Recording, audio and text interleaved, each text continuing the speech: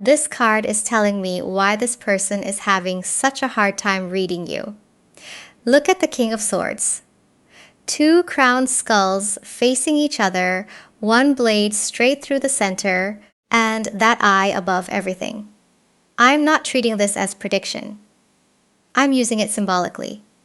And psychologically, this is the energy of someone who has learned to separate desire from decision. And that is dangerous to somebody who is used to getting reactions, because you can want someone and still not chase them. You can be curious and still stay quiet. You can feel chemistry and still keep your standards. That sword in the center feels like a boundary.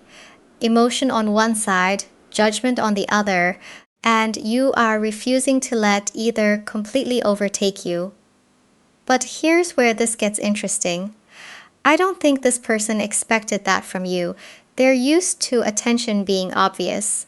People lean in, people reveal themselves, people show excitement, nerves, admiration. There's usually feedback. They know where they stand because other people practically tell them without speaking.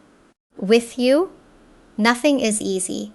And I'm getting this sense that your restraint has created more curiosity than any dramatic reaction ever could.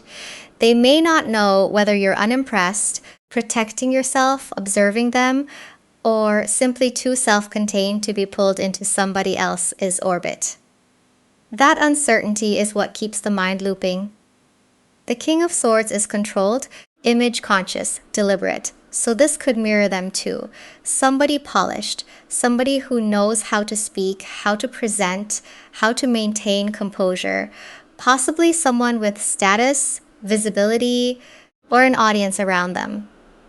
Which makes the reversal almost funny because now two controlled people are watching each other and neither wants to blink first. But one of you is handling that silence better. And I think that's the part they didn't plan for, because the longer you remain calm, the more they're forced to ask a question they normally never have to ask. What if charm isn't enough this time? And that question is where this whole story starts getting uncomfortable for them.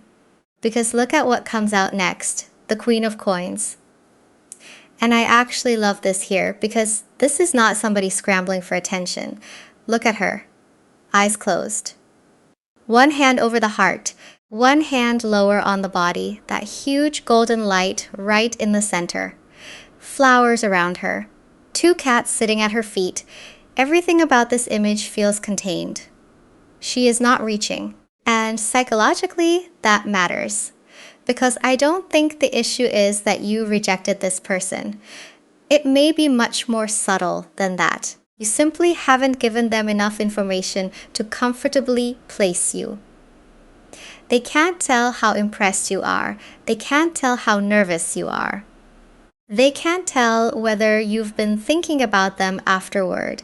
And when somebody is accustomed to reading those signals quickly, the absence of them can become strangely loud. That's what this Queen of Coins feels like to me. You're giving off this energy of, I have a life inside myself that continues whether you enter it or not. Not arrogantly, not coldly, just naturally. And that creates an information vacuum. So now they may replay things that normally wouldn't deserve a second thought. The way you looked at them, how long you held eye contact, whether you seemed warmer at one moment and more distant at another, something you said casually, something you didn't say at all. Because when there's no obvious answer, the mind starts collecting evidence. And notice how different that is from chasing. You didn't have to create some dramatic moment for them to remember you. You may have become memorable because you didn't. That's the reversal. Other people might try to leave an impression. They talk more, reveal more, stay longer, make their interest easier to recognize. But this queen doesn't seem concerned with proving that she belongs in the room. She already belongs to herself. And I think that is exactly what keeps pulling their attention back. Because now the curiosity is becoming personal. It's no longer only, what does this person think of me? There's another question underneath it. Why can't I figure them out? And once somebody starts needing the answer to that question, this stops being simple curiosity. Because whether they want to admit it or not, their ego is starting to enter the conversation. And then look at what follows, the Nine of Coins. Because this is where attraction and ego start getting tangled together. Look at this person standing in the middle of all that green, surrounded by coins, surrounded by something they've clearly built for themselves. There's abundance here, but there's also independence. Nothing about this card says, please choose me. And I think that distinction matters because this person can genuinely be attracted to you and still feel challenged by you at the same time. Those two things don't cancel each other out. They may want your attention because they like you, but they may also want your attention because they're not accustomed to wondering whether they have it. That's different. And I'm getting the sense that this is where the internal contradiction starts. Because if they move toward you too obviously, now they've revealed something. They've shown that your response matters. They've shown that they notice the distance. They've shown that maybe they're not as unaffected as they would prefer to appear. So they hold back. You hold back. And now we're right back to those two controlled energies watching each other. Except the difference is your restraint doesn't feel like a strategy. That's important. You're not sitting there thinking, how can I make this person chase me? The Nine of Coins doesn't need that game. This feels more like you refusing to abandon your own center just because somebody interesting entered the picture. And that may be forcing this person to confront a version of themselves they don't normally have to deal with. The version that wonders, am I still impressive when nobody is performing admiration back at me? Because people can tell you you're attractive, successful, talented, important. But when one person looks at all of that and still remains completely themselves, that hits differently. And I don't think they can dismiss it as easily as they expected. Because now they may be noticing the contrast. Your energy compared with everyone else's. The people who lean forward. The people who make themselves available. The people whose admiration arrives before this person has even earned anything personally. And then there's you. Still interested maybe. Still curious, possibly. But not rearranging yourself around them. And that comparison may be becoming a much bigger problem than the attraction itself. Because look at what comes out now, the Hermit. And this actually explains why the comparison gets so intense. Look at her, eyes closed again. She's not scanning the room for somebody's approval. She's turned inward. There's an infinity symbol above her, that strange eye-like shape in her raised hand, and everything around her feels quiet despite all that movement. This is somebody who can notice without pursuing. And psychologically, that creates a very different kind of impact, because attention and impact are not the same thing. Somebody with visibility, charm, success, whatever this person represents, could receive attention constantly. People compliment them, people get excited around them, people try to become memorable. But eventually, predictability becomes predictable. You start recognizing the look, the nervous laugh, the extra few minutes somebody finds an excuse to stay. The way somebody suddenly becomes more animated because you walked into the room. And then there's you. Maybe the conversation ends and you simply let it end. Maybe they look for something in your expression and can't quite find it. Maybe you enjoy the interaction and then you go back to whatever you were doing.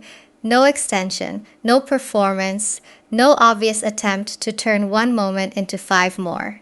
The Hermit makes me think that your attention returns to yourself very quickly, and that can make your absence psychologically louder than somebody else's presence. Because now this person has fewer obvious signals, so smaller things become more interesting. Was that pause meaningful? Did you almost say something? Were you actually attracted, or were you simply being warm? Did you leave because you weren't interested, or because you didn't need to linger?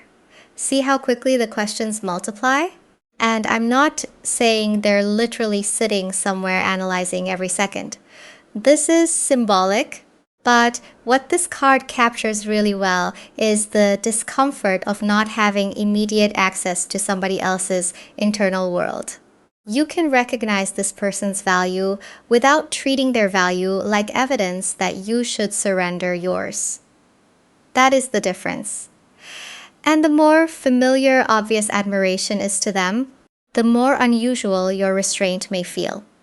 Which means eventually the question changes. It stops being, do they like me? And becomes something much more revealing. Why do I care whether they do? And then we get the Ace of Cups, which tells me that question may be touching something much more vulnerable than they expected. Look at this image. There's this cup in the center, almost protected by those hands, with the flower growing through it. Everything is open, emotional, receptive, but it's also contained. And that combination matters here. Because somebody can be very comfortable receiving attention and still be uncomfortable wondering whether somebody actually sees them. Those are not the same experience. If this person has status, visibility, beauty, talent, influence, whatever makes people notice them before they've even spoken, then they may be accustomed to interest arriving with something already attached to it. People know the image, they know the reputation, they know what being close to this person might represent, and after a while, I imagine it becomes harder to separate. They want me from, they want what comes with me. Again, I'm not claiming that's literally their private experience, but psychologically, that's what this ace is opening up, because you're creating a strange paradox. You're not visibly trying to gain access. You're not over-explaining your interest. You're not flattering them into comfort. And yet there may still be warmth there. That can make your attention feel more valuable precisely because you're not handing it over automatically. Being wanted by a lot of people is not the same as feeling personally chosen by someone you cannot easily influence. That's where this gets deeper. Because maybe part of what they're trying to figure out isn't simply whether you're attracted. Maybe they're trying to figure out what exactly you're responding to. Them, the image, the chemistry, the person underneath all of it, and your restraint doesn't answer that question for them. It makes them sit with it. The Ace of Cups is emotional, but notice I don't read this as emotional chaos. This feels like vulnerability trying to stay contained, and controlled people don't always become softer when they feel exposed. Sometimes they become more deliberate, more watchful, maybe even more careful about what they reveal. Because once somebody realizes your opinion actually matters to them, the instinct can be to regain the position they had before. Control. And I think that's where this energy is about to become much more intense. And then look at this, the Tower, reversed, which is interesting because upright, the Tower is usually this image of something breaking open. But reversed, psychologically, this feels more like somebody trying very hard not to let that happen, trying to contain the disruption, trying to restore the balance without revealing that anything disturbed it in the first place. And that fits perfectly with what we were just talking about. Because if your response has started to matter more than they expected, I don't necessarily think they come running toward you.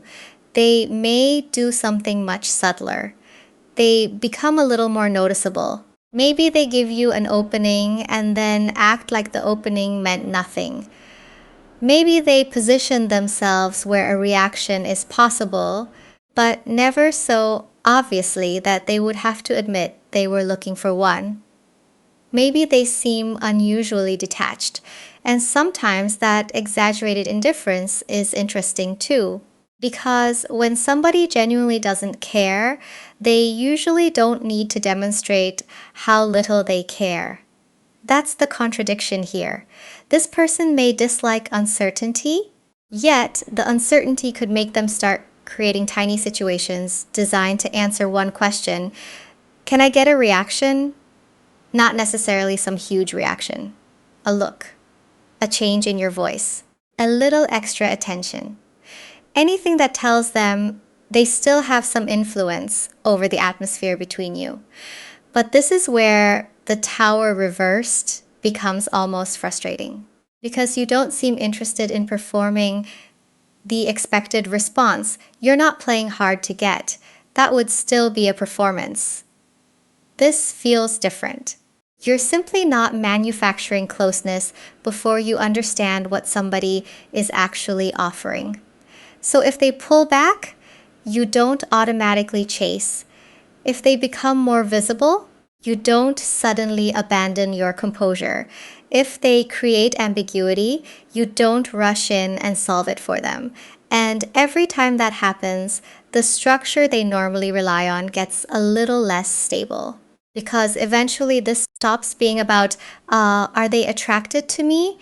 Now it becomes, can I move them? Can I interrupt that calm? Can I become important enough that they stop being so self-contained? And that is a completely different kind of fixation because now what they're reacting to isn't only your attraction, it's your emotional independence.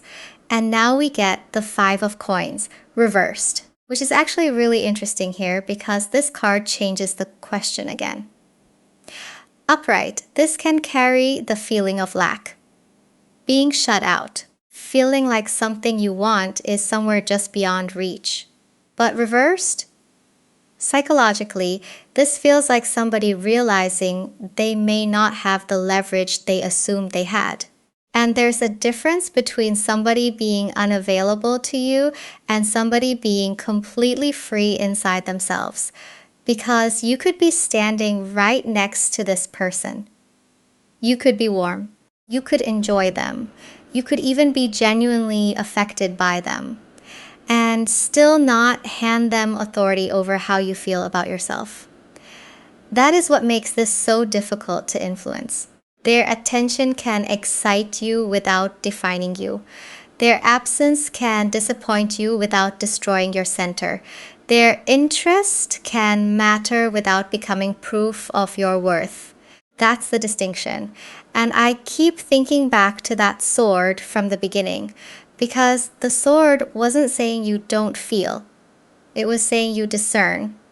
You can feel something intensely and still ask, what is this actually offering me? Is there consistency here? Is there intention? Does this deserve access? And maybe you learned somewhere along the way that intensity and compatibility are not the same thing. Attention and intention are not the same thing either. So ordinary charm can only take somebody so far with you because getting your attention is not the same as getting your trust. Getting your attraction is not the same as getting your commitment. Even getting an emotional response from you does not mean they suddenly control what happens next. And I think this person may be starting to sense that, which makes the whole dynamic much bigger than, can I get them to like me? Because maybe you already do. Maybe that isn't the mystery anymore. The mystery is what your feelings actually permit. And this Five of Coins reversed feels like the realization that there may be no shortcut through that boundary. No amount of status automatically opens the door. No amount of chemistry guarantees entry. And I think the most revealing moment comes when they understand something they may not be used to confronting. You are fully capable of feeling something for them and still walking away. And then death comes out reversed, which honestly fits that last point almost too well, because reversed, I'm not reading this as an ending, I'm looking at the resistance to one. The difficulty accepting that desire does not automatically guarantee continuation. Look at this card. That figure is enclosed in this dark shape, almost suspended there, and with the card reversed, there's something about it that feels like holding on when the old way of relating is no longer working. And psychologically, that's where the power dynamic changes. Because a lot of people assume that once they know you want them, they have leverage. They can be inconsistent. They can leave things undefined. They can give a little attention, disappear, come back, and expect the attraction itself to keep you available. But your energy doesn't work like that. You can feel chemistry and still require clarity. You can admire somebody and still notice what they are not giving you. You can miss them and still refuse to chase confusion. You can want the connection and still decide the connection as it currently exists is not enough. That is what makes this feel so untouchable. Not because you're cold, not because nobody can reach you, and definitely not because you don't care. It's because caring does not remove your judgment. That sword from the beginning is still here, symbolically. Your feelings don't get to erase what you can see. And if this person is accustomed to attraction functioning almost like gravity, people naturally moving closer once the chemistry is established, then you create a problem they can't solve with more gravity. Because you can feel the pull without entering the orbit. That's different. And death reversed makes me think the old strategy may be reaching its limit. They can stay behind composure, stay behind image, stay behind ambiguity. But if they actually want a different outcome with you, eventually something has to change. Because you are not going to do both sides of the connection just because you feel something. And I think that may be the realization they've been resisting. Charm can create attraction. Status can create attention. Mystery can create curiosity. But none of those things can create trust for them. So if they want access to something deeper with you, there may be one thing left that they cannot substitute with image, influence, or control. They would have to become unmistakably sincere. And then we get the star, which is almost perfect after that word. Sincere. Because look at this image. 2 hands open beneath this huge white star. Nothing is hidden behind armor. Nothing is being forced. The whole card feels exposed, but not weak. And psychologically, I think that's the point. Sincerity here would not necessarily mean some dramatic confession. It could be much simpler. Consistency. Clear interest, asking a real question and actually staying for the answer. Making an effort that cannot immediately be dismissed as charm coincidence or something they would do with everybody. That is much riskier because somebody can be extremely comfortable being watched and still be uncomfortable being known. Those are completely different things. You can control what people see from a distance. You can control an image. You can control timing, presentation, tone. But genuine connection asks you to reveal something without knowing exactly what you'll get back. And for somebody who seems this composed, that uncertainty may be the hardest part. The star feels very open to me. But notice, you're not reaching up and grabbing it. Those hands are open. That matters. Because your role here is not to decode every tiny signal they give you. It is not to rescue them from their hesitation. And it is definitely not to lower the standard just because you understand why somebody might be guarded. Understanding somebody is not the same as doing their emotional work for them. Your restraint leaves room for reality to show itself. If they are sincere, consistency can reveal that. If they are only curious, time can reveal that too. If nothing changes, that is information. And this is where the silence eventually reaches its limit. Because two controlled people can observe each other for a long time. They can wonder, they can interpret, they can protect themselves, but eventually silence stops producing new information. Something has to become clearer. Through action, through consistency, through distance, through choice. And I think that's the real turning point here. Because maybe the question was never whether your self-control could make this person crazy trying to understand you. Maybe the deeper question is what this entire dynamic is showing you about your own power now. And then the final card is justice, reversed, which feels like the perfect place to leave this. Because look at the scales. The sun on one side, the moon on the other. Two different forces being held in the same structure. And reversed psychologically, this makes me think about what happens when you stop letting somebody else's response determine the balance inside you. Because that King of Swords from the beginning was never really about being emotionless. It was about discernment. The crown was self-possession. The sword was your ability to separate what you feel from what you decide. Those two figures facing each other were two strong wills. And that eye above everything, awareness. Not prediction. Awareness of what is actually happening instead of what you desperately want to be happening. And I think that's the real untouchable energy here. It isn't ignoring somebody to punish them. It isn't withholding affection so they chase harder. It isn't proving that you have more power. You're not trying to win. You're simply refusing to lose yourself just because somebody impressive entered the room. That changes everything. Because attention can feel good without becoming authority. Chemistry can be real without becoming permission. Desire can exist without making the decision for you. And sincerity matters more than charm because charm creates a feeling. Sincerity creates something you can actually evaluate. So whether this person eventually becomes clearer, stays guarded, moves towards you, or creates more distance, there is something you already know now. You did not trade self-respect for proximity. You did not become easier to access just because access to them felt valuable. And maybe that is why this whole dynamic feels different. Because somewhere along the way, the question changed. You are not standing there asking, how do I get this person to choose me? You're watching. You're noticing, you're letting their actions answer something much more important.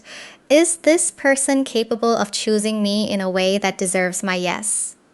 And justice reversed feels like the refusal to tip those scales just to make an outcome happen. You can care, you can wonder, you can want, and you can still wait for reality to meet you where your standards already are. That is why your energy feels untouchable. You never stopped feeling. You just stopped abandoning your judgment to do it.